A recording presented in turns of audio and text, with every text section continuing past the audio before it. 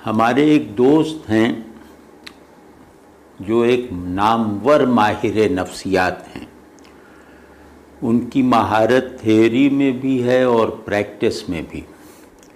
کم ہی لوگ ہوں گے جو اپنے شعبے اپنے ڈسپلن کے ساتھ اتنا گہرا تعلق رکھتے ہوں جتنا کہ یہ صاحب رکھتے ہیں. لیکن گہرائی میں دکھ بھی بہت جھیلنے پڑتے ہیں، تکلیفیں بھی خاصی اٹھانی پڑتی ہیں.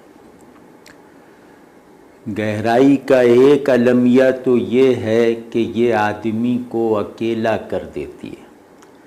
گہرائی چاہے اپنے سے باہر ڈھونڈ لی جائے وہ بھی تنہائی کا پروانہ ہے، اور چاہے اپنے اندر اختیار کر لی جائے وہ بھی اکیلے پن کا ایک فرمان بن جاتی ہے.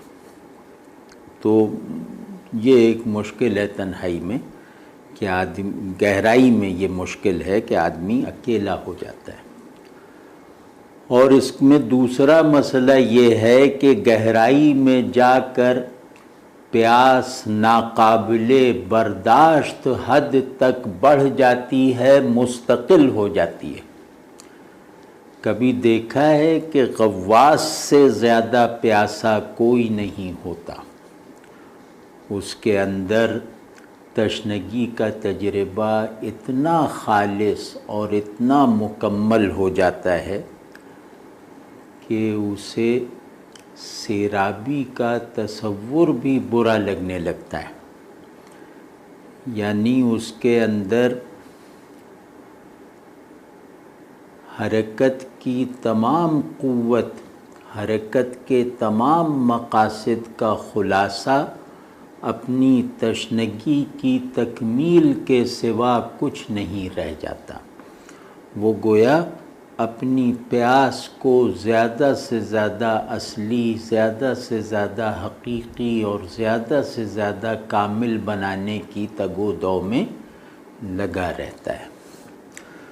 اور یہ علم اور ذہن، دانش اور شعور کے تعلق کی گویا تقدیر ہے کہ شعور جتنا جتنا علم میں ترقی کرے گا، ذہن جتنا جتنا دانش میں گہرائی اختیار کرے گا، اس کی پیاس بڑھتی چلی جائے گی. اسے یہ تجربہ، یہ ریئلائزیشن میسر آنے لگے گی کہ سیرابی تھکے ہوئے لوگوں کا واہمہ ہے، پیاس چلتے رہنے والے لوگوں کا حال ہے.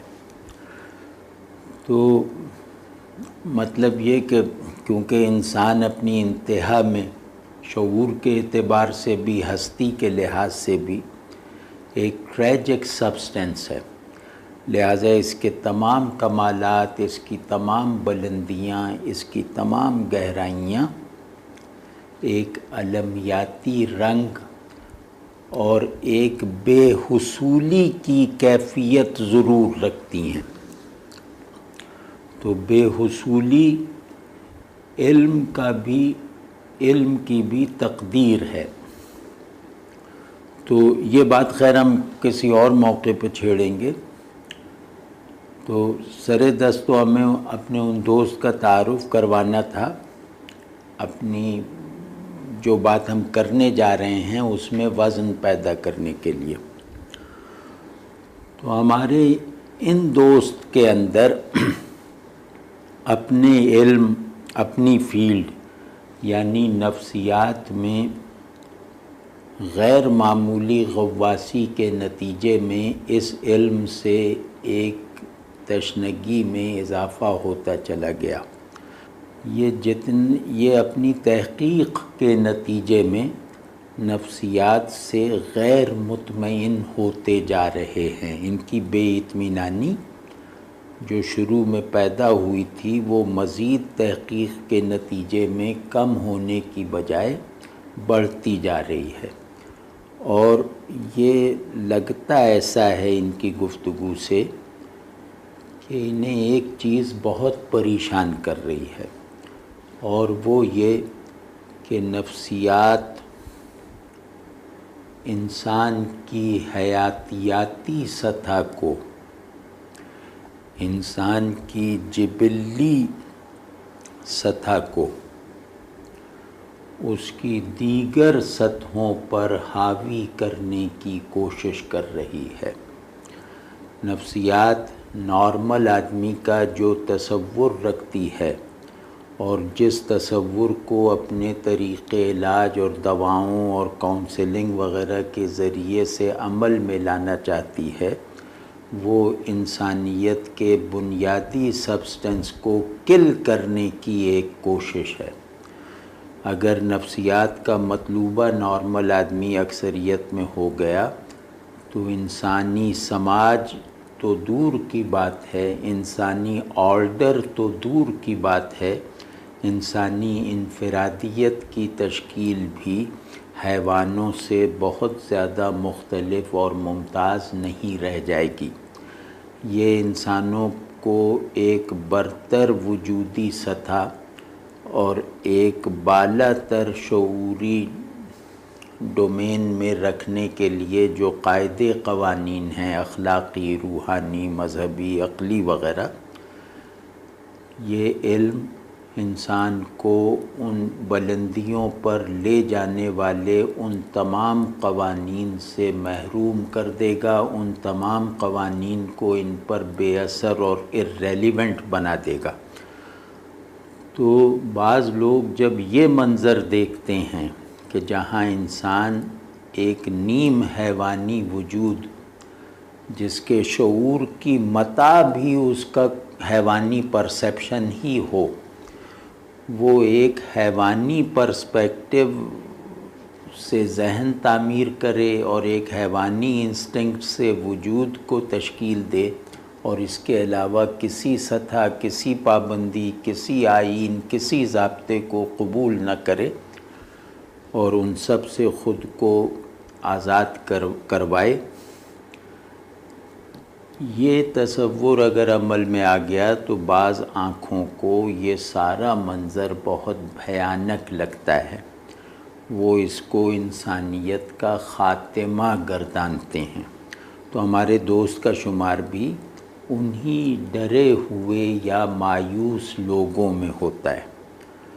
تو انہوں نے ایک ایسا سوال میری طرف بھیجا ہے جس کا انہیں دن میں 10 مرتبہ تو سامنا شاید کرنا پڑتا ہو، لیکن یہ چاہتے یہ ہیں کہ اس ماہر نفسیات کو روزمرہ کی سطح پر بار بار پیش آنے والے اس مسئلے کا نفسیات کے باہر بھی کہیں کوئی حل ہے یا نہیں، وہ یہ جاننا چاہتے ہیں۔ سوال یہ ہے کہ آج کل بہت ذہین، نہایت حساس اور خوب پڑھے لکھے لوگوں میں خصوصاً یہ احساس پھیلتا جا رہا ہے کہ زندگی میں کوئی معنی نہیں رہے، دنیا میں کوئی معنویت نہیں بچی۔ یہ دونوں گویا ایبسرڈیٹی کی دلدل میں بننے والے بلبلوں سے زیادہ کچھ نہیں رہ گئے۔ تو یہی احساس آگے چل کر ڈپریشن بن جاتا ہے۔ تو ہمارے دوست یعنی یہ ماہر نفسیات جاننا چاہتے ہیں کہ تمہارے علمی اور عملی ڈسپلن میں اس کا علاج کیا ہے، خواہ وہ علاج مطلب تھیوری کی شکل ہی میں کیوں نہ ہو، وہ بقول ان کے انہیں قبول ہوگا۔ تو جناب اس سلسلے میں ہماری عرض یہ ہے کہ ہمارے بیشتر مسائل، خواہ وہ روحانی ہوں یا نفسیاتی، اخلاقی ہوں یا ذہنی، انفرادی ہوں یا اجتماعی وغیرہ وغیرہ، ان سب مصیبتوں کی ایک بڑی اور مستقل وجہ یہ ہے کہ اب اس کو ذرا سا کوئی رومانٹسزم نہ سمجھا جائے، اس کو ذرا غور سے ملاحظہ فرمایا جائے کہ ہم جس پنجرے میں رہ رہے ہیں اس میں نمو پا رہے ہیں، اس میں بایولوجیکلی، اس میں انسٹنکٹیولی، اس میں سائیکالوجیکلی بڑے ہوتے جا رہے ہیں، وہ پنجرہ اب تنگ ہو گیا ہے۔ ہمارے نمو پانے کے ساتھ ساتھ، ہماری بڑھت پانے کے ساتھ ساتھ وہ کیج اب اتنا تنگ ہوتا جا رہا ہے کہ دم گھٹنے اور دل گھٹنے لگا ہے۔ یہ پنجرہ کیا ہے؟ یہ پنجرہ ہماری ذات کا، ہماری شخصیت کا پنجرہ ہے۔ آدمی میں ہوں کے موقف پر قائم بھی رہے اور آئی ایمنس کے حدود میں رہتے ہوئے ایک گھٹن میں بھی مبتلا رہے تو پھر اسے ڈپریشن سے کوئی نہیں بچا سکتا۔ یہ بدترین ڈپریشن ہے کہ انسان اور اس کی خودی میں کوئی بامانی نسبت نہ رہ جائے اور آدمی کا شعور اس کی خودی یا ذات کو اپنے لیے ناکافی سمجھنے لگے اور اس کے ساتھ یعنی شخصیت کے ساتھ ایک تحقیری مغایرت پیدا کر لے۔ مغایرت دو چیزوں میں، دو یکساں نظر آنے والی چیزوں میں بھی ہوتی ہے، ایک مثبت امتیاز کے طور پر، ایک کمپلیمنٹری فرق کے طور پر، لیکن ایک مغایرت یہ ہوتی ہے کہ وہ دوسرے کو دھتکار کر وجود میں لائی جاتی ہے، دوسرے کو خود سے الگ کر کے سامنے لائی جاتی ہے۔ وہ مغایرت شعور اپنے سے نسبت رکھنے والی شخصیت یا خودی کے ساتھ پیدا کر لے تو اسے ہم کہہ رہے ہیں تحقیری مغایرت۔ یہاں یہ بات یاد رہنی چاہیے کہ انسانی شعور اپنی گہری بناوٹ میں، اپنی گویا مستقل ساخت میں یا اپنے مرکزی حال میں جو کبھی زائل نہیں ہوتا، اس حال، اس بناوٹ میں انفرادی کم اور نوعی زیادہ ہوتا ہے، یعنی یہ شخصی سے زیادہ انسانی ہوتا ہے۔ انسانی ایک خاص معنی میں کہ ہر شخص انسان واحد کا ایک جز ہے، تو ہم اپنی جزویت سے اوپر اٹھ کر اپنے شعور کی قوت سے اس انسان واحد کے دماغ سے نسبت اگر پیدا کر لیں تو گویا ہم نے شعور کو اس کے حقیقی میکینکس کے ساتھ فعال رکھا ہوا ہے، شعور کو اس کے اصلی اوریجن کے ساتھ جوڑ کر عمل میں لا رکھا ہے۔ تو اس شعور پر اگر شخصیت کو مسلط رکھا جائے اور اسے معمول کی ڈومین آف آئی ایمنس میں رہنے پر مجبور کیا جائے تو یہ نہ صرف یہ کہ خودی یا شخصیت سے برگشتہ ہو جاتا ہے بلکہ باہر کی چیزوں سے، دوسروں سے اور دنیا سے بھی ناراض اور منحرف ہو جاتا ہے۔ اور اتنا ہی نہیں، ایسا محصور اور محبوس شعور خود اپنا بھی منکر اور باغی ہو جاتا ہے۔ یہاں گویا ڈپریشن کی تکمیل ہو جاتی ہے۔ تو جناب، پہلی بات تو یہ ہے کہ اس تنگ و تاریک پنجرے کو کھول دینا چاہیے تاکہ شعور تازہ ہوا اور روشنی حاصل کر سکے اپنے باہر سے، دوسروں سے۔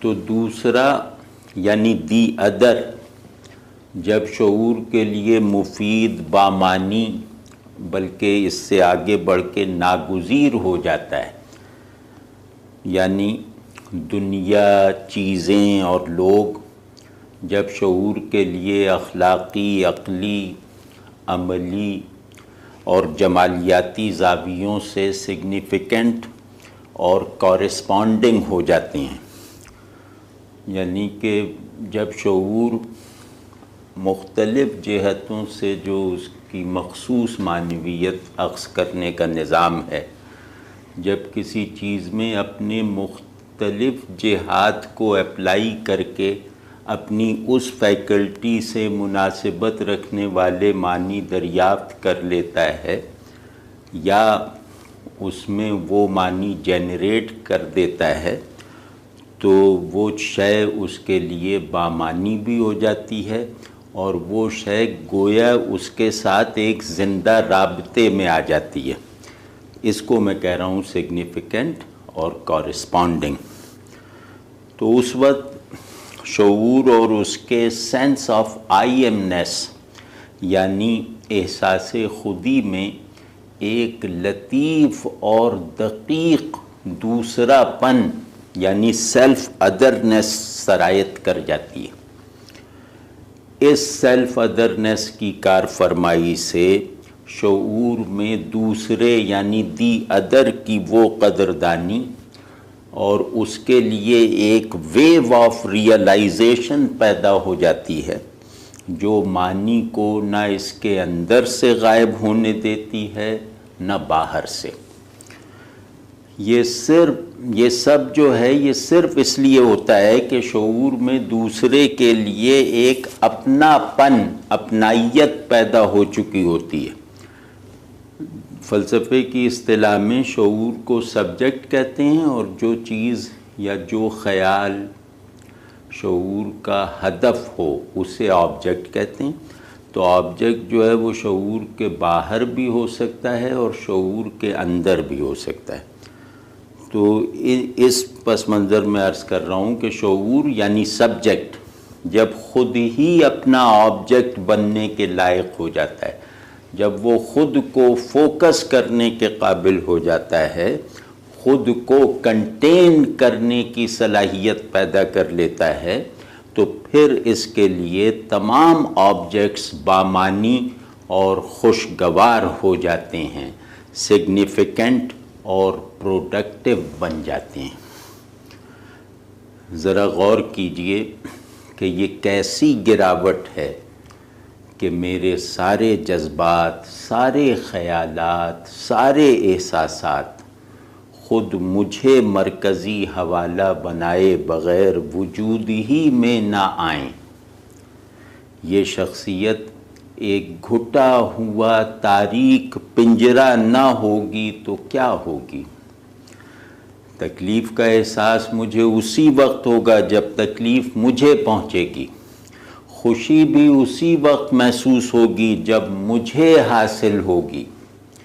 ٹھیک ہے نا؟ تو جن احساسات سے انسان نے بڑے بڑے تصورات پیدا کیے ہیں، ان احساسات کا مرکز یہ بایولوجیکل وجود بن کر رہ جائے تو ظاہر ہے کہ یہ آدمی ایک بہت ہی گھٹن والے مسموم پنجرے کا قیدی ہے۔ اس سے بڑا لمحہ، اس سے بڑا گھاٹا اور کیا ہوگا کہ آدمی کی ساری تگ و دو کا حاصل وہ خود بن جائے۔ اس آفت کا، اس عذاب کا ایک علاج ہے، بہت ایفیکٹو، بہت نیچرل اور بہت ضروری، اور وہ ہے امپرسنلائزیشن، یعنی اپنے آپ کو ایک غیر ذاتی، غیر شخصی وسعت فراہم کرنا اور فراہمی کے اس عمل کو ہر سانس کے ساتھ جاری رکھنا، خود کو اپنا واحد مصداق نہ بننے دینا، اپنی ذات کے اکثر تکمیلی مراحل اپنی شخصیت کے باہر نکل کر طے کرنا، اپنی شخصیت سے ماورائی یا ڈیٹیچمنٹ کی حالت میں ذات کے تکمیلی مراحل پروڈیوس کرنا۔ تو مختصر یہ کہ دی ادر کو اپنا مادہ تعریف یعنی سبسٹنس آف ڈیفینیشن بنا کر ہی ہم مستند طریقے سے آتھینٹکلی ڈیفائن ہو سکتے ہیں۔ اس کے بغیر ہم اپنے ذہن میں بھی خود کو مسخ ہونے سے نہیں بچا سکتے۔ آپ نے یقیناً ایسے لوگ دیکھ رکھے ہوں گے جنہیں دوسروں کی خوشی اور تکلیف عین اسی طرح محسوس ہوتی ہے جیسی کہ اپنی خوشی اور تکلیف۔ اللہ کا شکر ہے کہ ایسے بے نفس حضرات آج بھی موجود ہیں، اور شاید ہر شخص کے مشاہدے میں ہیں جنہوں نے منو تو کی وحدت کو خود میں مجسم کر کے دکھا دیا ہے۔ یعنی منو تو نیست میان منو تو، یہ سچویشن اپنے اندر اور اپنے عمل اور اپنے اخلاق میں پیدا کر کے دکھا دی ہے۔ تو یہ ہے وہ انسان کے اخلاقی اسٹرکچر کی غالباً سب سے بڑی بنیاد، کہ وہ میں اور تم میں ایک ایسا جوڑ پیدا کر دے کہ ان دونوں کو ایک ہی تعریف سے ڈیفائن کرنا کافی اور صحیح ثابت ہو جائے۔ تو کیونکہ ڈپریشن جو ہے وہ اصل میں انسان کے اخلاقی وجود میں آنے والے کسی بھونچال سے یا اس وجود پر چھا جانے والے کسی سکتے اور تعطل سے پیدا ہوتا ہے۔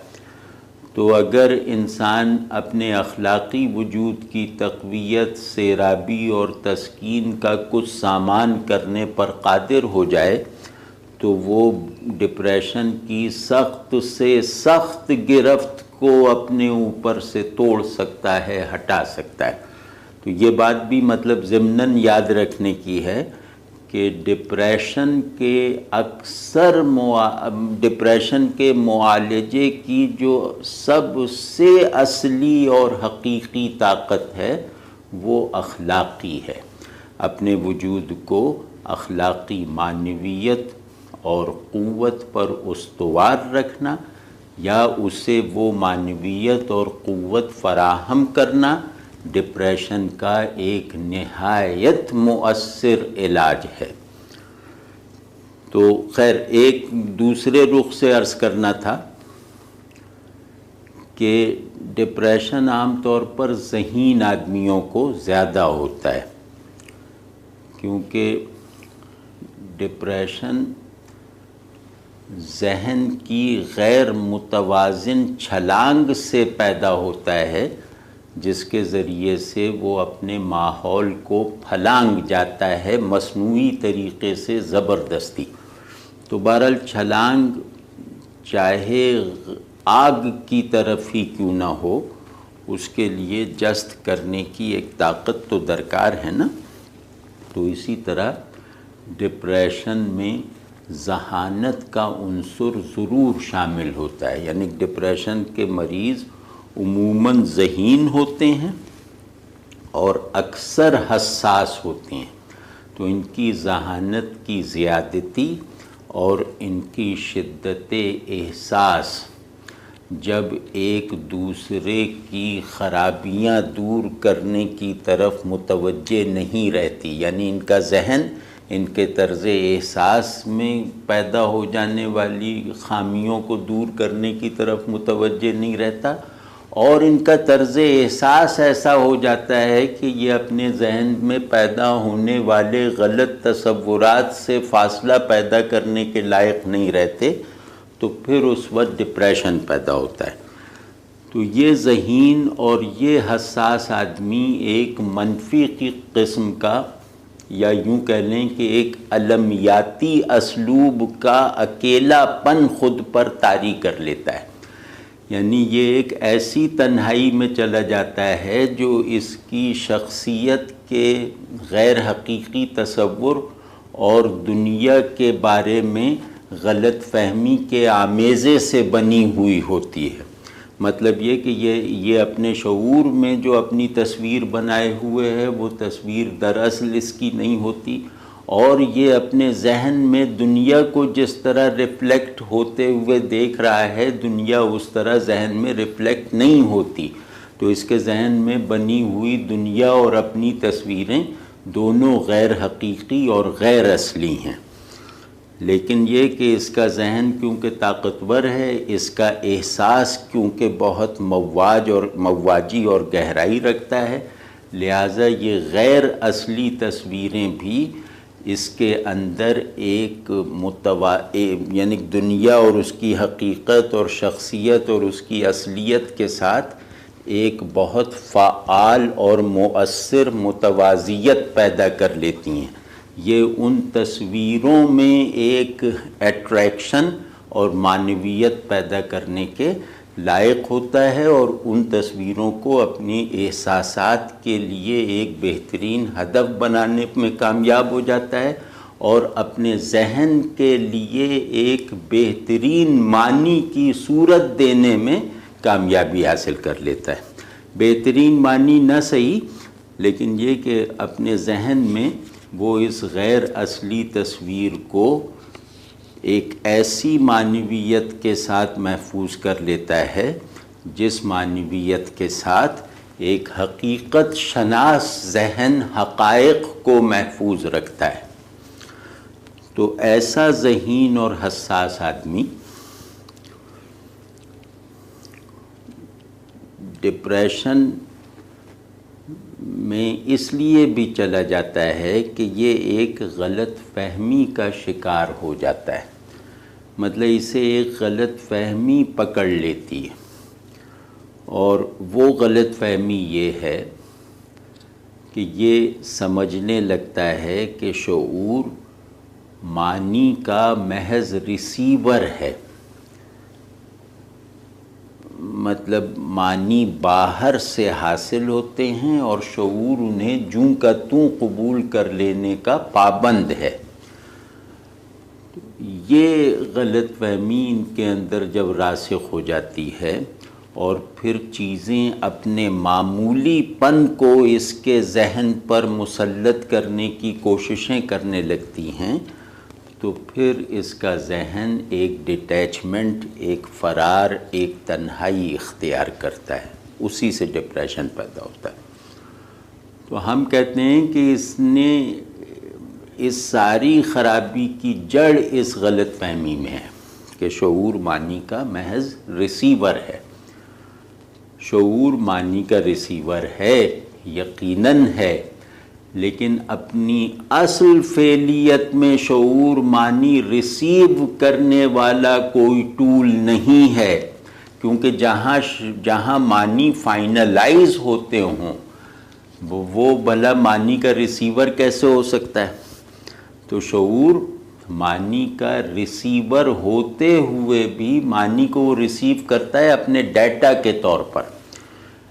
یہ ریسیور ہوتے ہوئے بھی اصل میں معنی کا جنریٹر ہے، یہ خلاق معنی ہے۔ ذہن کوئی معنی کے آگے کشکول کی طرح تھوڑی دھرا ہوا ہے، ذہن معانی کے ساتھ وہی نسبت رکھتا ہے جو مالی پیڑ پودوں کے ساتھ رکھتا ہے، یعنی شعور مالی کا کردار ادا کرتا ہے کشت معانی کو نمو دینے کے لیے، سیراب رکھنے کے لیے، شاداب کرنے کے لیے۔ یہ بیچارہ اس غلط فہمی میں پڑ گیا ہوتا ہے کہ میں کیونکہ محض ریسیور آف میننگ ہوں اور چیزیں مجھے معنی فراہم ہی نہیں کر رہی، تو میرا جو برتن ہے، شعور کا جو برتن ہے، وہ خالی پڑا ہے۔ چیزوں کے معنی نہ دینے کی وجہ سے میری یہ بنیادی ضرورت جو ہے وہ پوری نہیں ہو رہی، یعنی معنی سے بھرے رہنے کی ضرورت محض اس لیے نہیں پوری ہو رہی کہ چیزیں معنی دینے کا عمل گویا ترک کر چکی ہیں، تو لہٰذا کوئی فائدہ نہیں کسی چیز کا، چاہے وہ شعور کے باہر ہو چاہے شعور کے اندر ہو۔ یہ غلط فہمی ہے، اور اگر ہم اس کو بہت زور سے غلط فہمی نہ بھی کہیں تو یہ بہرحال آدھی بات ہے۔ پوری بات یہ ہے کہ انسانی شعور اپنی حقیقی ورکنگ میں میننگ جنریٹر ہوتا ہے، جیسا کہ ابھی عرض کیا، محض میننگ ریسیور نہیں ہوتا، اور جو مطلب معنی کی وصولی کا عمل ہے وہ یقیناً جاری رہتا ہے شعور میں، لیکن وہ عمل بھی شعور اپنے آپ سے کرتا ہے، چیزوں سے نہیں کرتا ہے۔ یعنی شعور کے دو ہاتھ ہیں، دینے والا ہاتھ اور لینے والا ہاتھ، تو یہ اس کا لینے والا ہاتھ اپنے دینے والے ہاتھ ہی کی طرف بڑھتا ہے۔ تو شعور کی ورکنگ یہ ہے کہ وہ معنی جنریٹ کر کے اس جنریٹڈ میننگ کو چیزوں پر وارد کرتا ہے، پھر چیزوں کو اس معنی کا پابند کر بنانے کے بعد اپنے جنریٹڈ میننگ ہی کو ریسیو کرتا ہے۔ ان معنوں میں ہم کہہ سکتے ہیں کہ شعور معنی ریسیو بھی کرتا ہے۔ تو جنریشن آف میننگ کا عمل جو ہے شعور کے لیے ایسا ہی ہے جیسے آنکھ کے لیے دیکھنا اور کان کے لیے سننا۔ آپ سمجھ رہے ہیں نا؟ تو باقی یہ کہ شعور محض ایک سمجھ کا نام نہیں ہے، یعنی شعور کا سارا نظام العمل سمجھ لینے تک محدود نہیں ہے کسی چیز کو۔ جیسے سمجھ لینا کسی بات کا، تو یہ بعض لوگ جو ہیں وہ بات سمجھ لیتے ہیں، اور بعض وہ بات چاہے 100 مرتبہ ان کے آگے رکھی جائے وہ اس بات کو نہیں سمجھ سکتے۔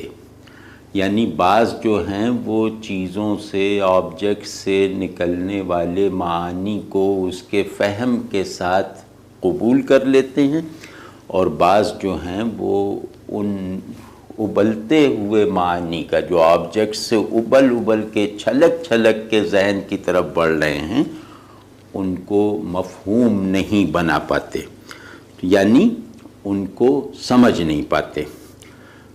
تو یہ فرق ہے انسانی ایک ذہن اور دوسرے ذہن کا، لیکن ایک چیز میں یہ دونوں ذہن، یعنی یہ ناکارہ اور وہ کارآمد دماغ بھی ایک حالت اور ایک چیز پر گویا متفق اور متحد ہیں، یعنی ہر وقت ایک بامانی فضا میں رہنا۔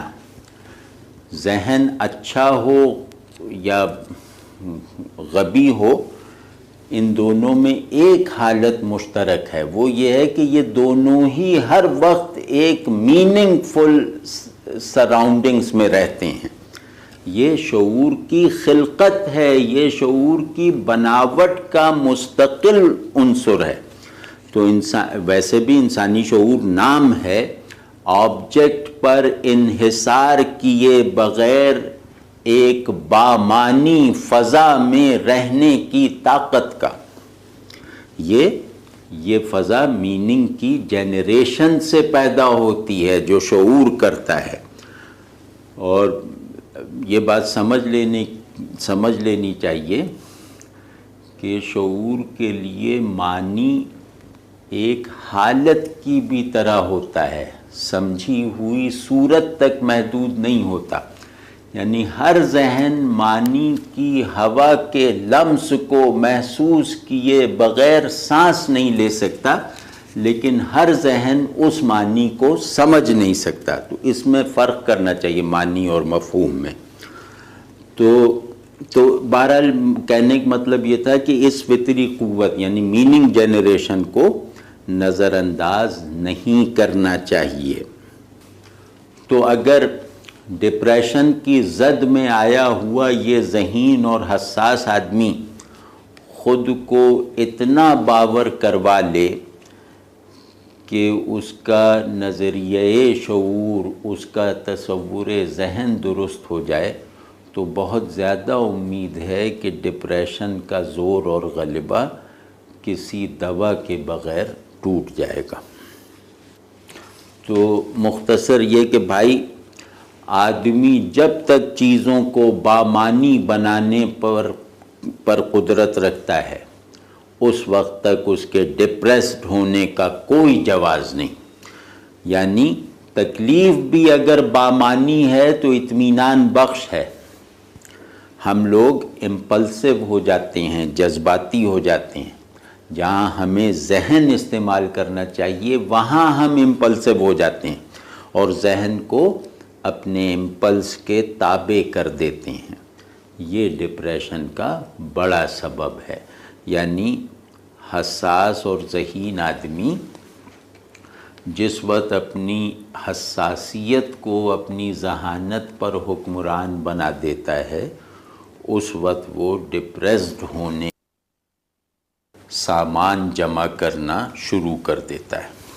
تو ضروری باتیں تو اس سلسلے میں اس سوال کے جواب میں ہو چکی۔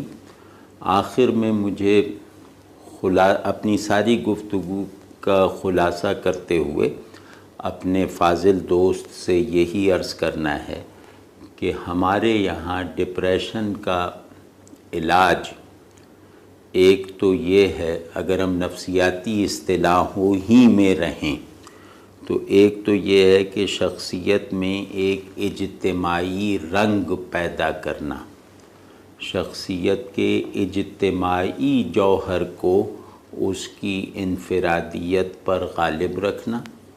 یہ ایک کام کرنے سے ڈپریشن کا راستہ رکتا ہے، یا ڈپریشن ہو جائے تو اس کا غلبہ ٹوٹتا ہے۔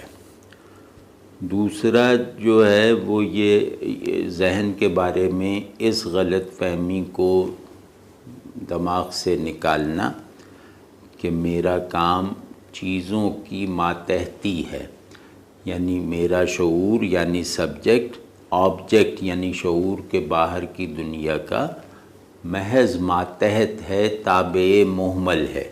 چیزیں خود کو ڈسکلوز کریں گی، ان کا ڈسکلوجر میرا ذہن آئینے کی طرح محفوظ کرنے کا پابند ہے۔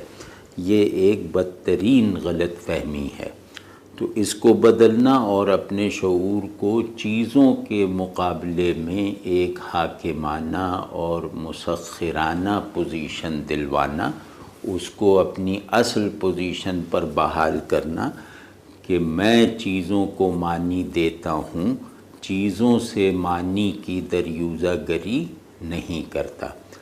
تو ذہن کو جب اپنے اوپر ایسا اعتماد حاصل ہو جاتا ہے تو پھر وہ ڈپریشن سے گویا مکمل عدم مناسبت پیدا کر لیتا ہے۔ اس کی تفصیل ہم نے عرض کی۔